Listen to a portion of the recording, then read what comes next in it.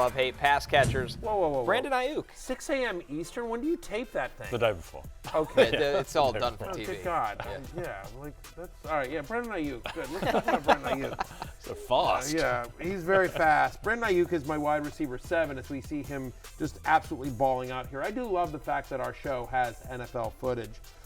Since week 8, the Eagles allow 52.3 fantasy points per game to wide receivers. That is the most in the NFL. In fact, they've given up over 225 yards and multiple touchdowns to wide receivers in 3 of the last 4 games since week 8 as well. Tirico Hill. That's the entire list of players that have a better yards per route run this season than Brandon Aiyuk, who, as you see on your screen there, comes in at number 7 for me. He's on the love list. Give me Brandon Aiyuk. Poor Kyle Shanahan doesn't understand how the lines are made. No, he doesn't. You think he's onto something, Jay? Well, yeah. They just spit it out? It is. It's just a random number generator, and that's why the Cardinals are 3 touchdown favorites over the 49ers in a couple of weeks. But no, Kyle, if you ever want to sit down, give me a call. Be happy to talk Brock Purdy's MVP campaign and how lines work. David Lombardi, who does a really good job at The Athletic covering the 49ers. And I think he's actually the only man in America pushing Brock Purdy MVP propaganda more than myself.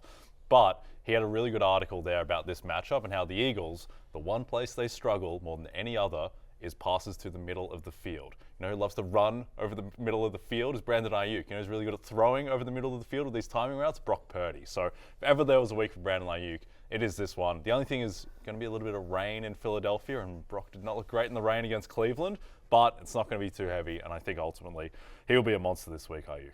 Yeah, totally agree. By the way, people were like, I can't believe the Niners are whatever 2.5, 3 point 3 favorites. now, yeah. It's up to 3. Are 3 point favorites, and I'm like, is it because they've watched football? Yeah.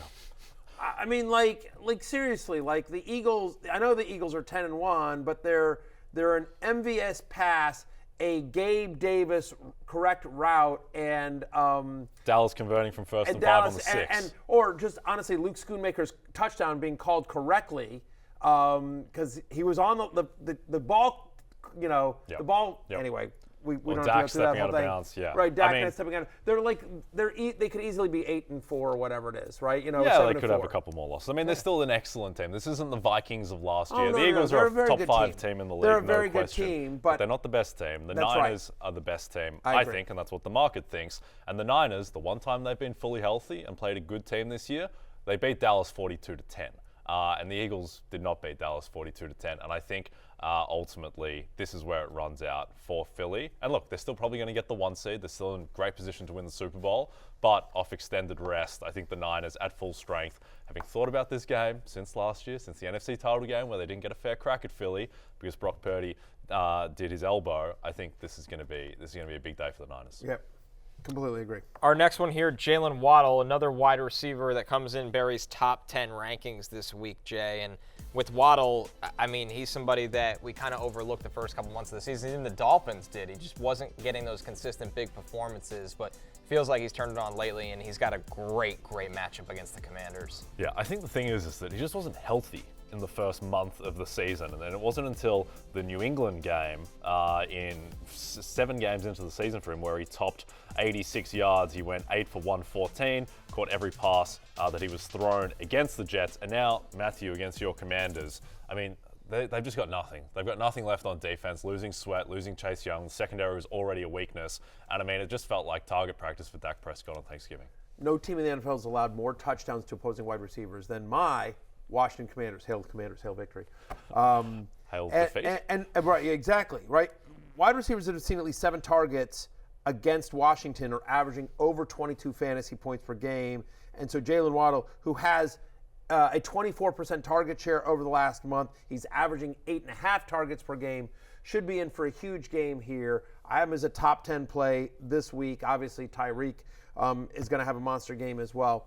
And just because this is the love-hate show, and because on Monday I did my little rant about Dan Snyder and David Tepper, everything like that, I revisited because, you know, it's interesting. You'd think that, you know, when I was able to express all of that about Snyder and how dare they mention David Tepper in the same breath as Daniel Snyder because he's nowhere near as bad as Snyder, you'd think me like just spewing all that would let it get out of my system. But in fact, what actually happened was that it just got me more angry because after we got off the air and I started watching the clips back on social, I forgot all these things that I forgot to bring up because I was just doing it in the moment of stuff.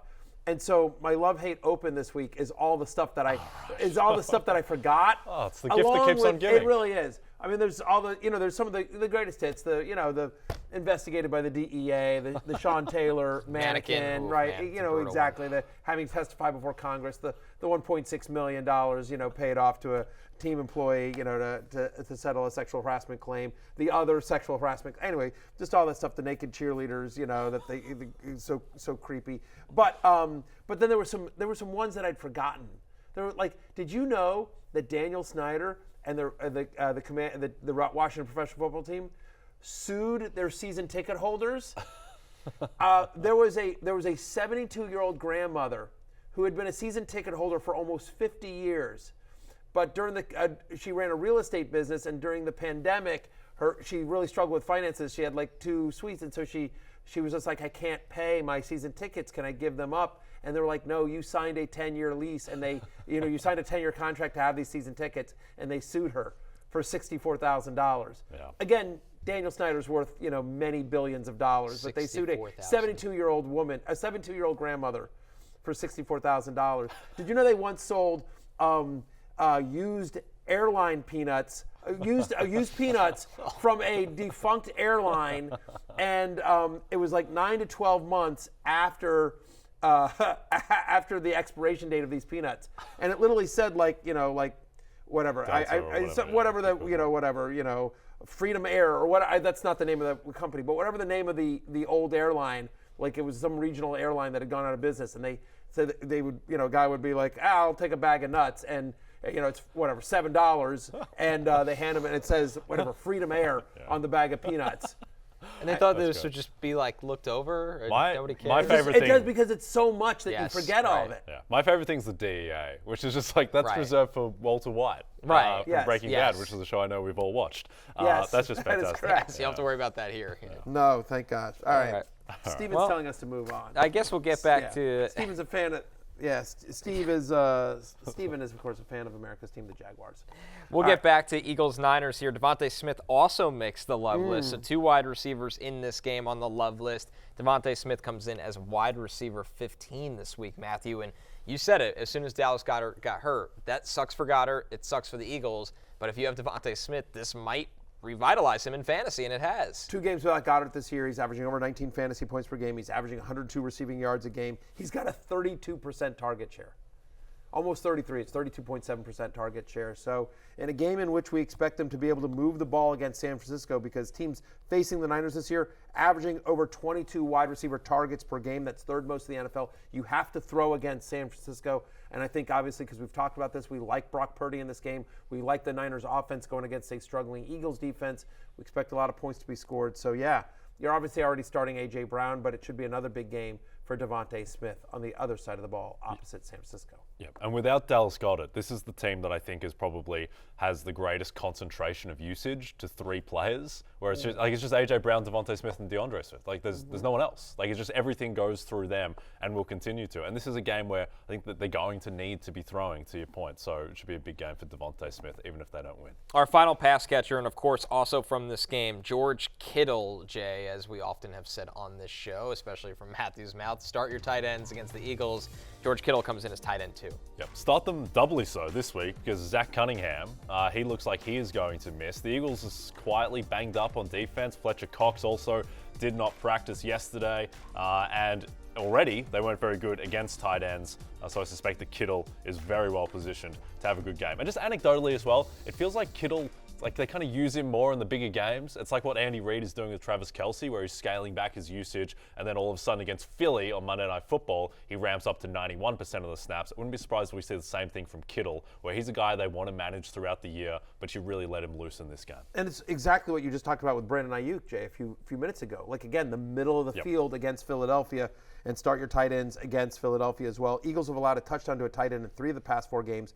5 of the 6 tight ends that have seen at least 6 targets against the Eagles this year have scored at least 15 fantasy points as well. So it's a good matchup. He's a good player. He's my tight end too. And I actually, that same dynasty league that I was talking about, that I'm with all my college buddies, we can only play 1 tight end. It's a super flex league. You want to play 2 quarterbacks. but I have Kelsey and Kittle in that league. I don't know who to start this week. I mean, normally it's always Kelsey, but I'm thinking about Kittle this week. I have Kelsey at 1 because he's Kelsey. Yeah. But I think there's a very good chance Kittle outscores him this week. Very possible. A couple others receiving votes. Calvin Ridley. None of that is relevant, but I just sort of wanted to flex Sure. again to my college buddies that watch the show. Yeah. Just again, I've got Kittle and Kelsey and had them for years. Calvin Ridley, Cortland Sutton, Pop Douglas, Josh Downs, Evan Ingram, and a resurgent Pat Freiermuth on this list, Barry.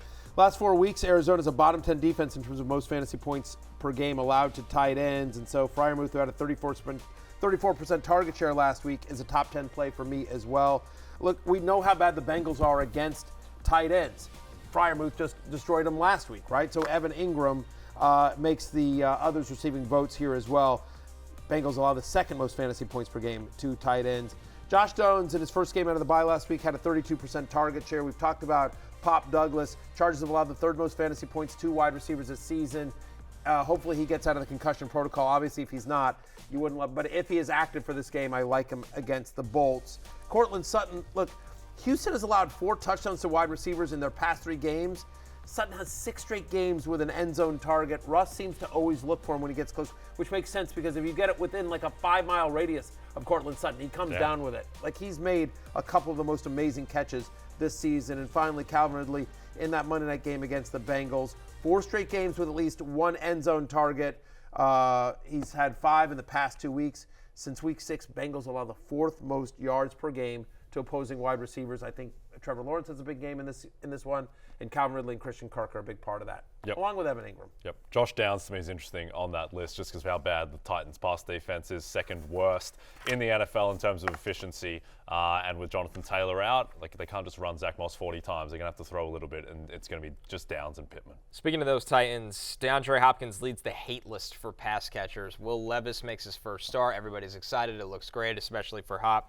And Jay, ever since then, not much going between these two. No, and Will Levis has very much come back down to earth. I think it's actually a sneakily more difficult matchup than expected against the Colts defense, which is usually not very imposing, but the Titans offensive line is just so meek at the moment. And now they get a Colts team that quietly has developed a pretty solid pass rush. Samson Ebukam coming in has really helped them. DeForest Buckner is still there too. And they're forcing turnovers, and I think Will Levis is not afraid to turn the ball over, and Hopkins may suffer. Even in the big first game where he had all the touchdowns, he still only had a handful of receptions. In fact, he's had 4 or fewer receptions in all 5 games that Levis has started.